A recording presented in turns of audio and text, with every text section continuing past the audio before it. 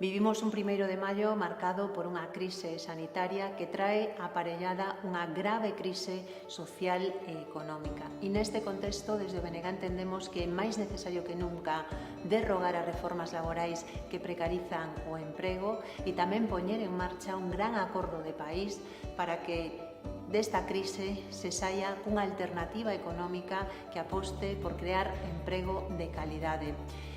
Ao longo destas semanas vimos como o emprego máis precarizado foi o emprego máis importante no medio desta crise. Moitos desos empregos están ocupados por mulleres, como no ámbito sanitario, no ámbito das traballadoras dos supermercados, tamén no ámbito da limpeza ou no ámbito dos coidados. E creemos que unha das leccións que nos deixa esta crise é que temos que acabar coa precariedade que hai nesos segmentos laborais e para iso tamén é necesario que esta perspectiva se poña en marcha a partir dos grandes acordos que teñen que darse. Estamos ante un 1º de maio excepcional, ante unha situación de confinamento e non podemos permitir que se confinen os nosos dereitos.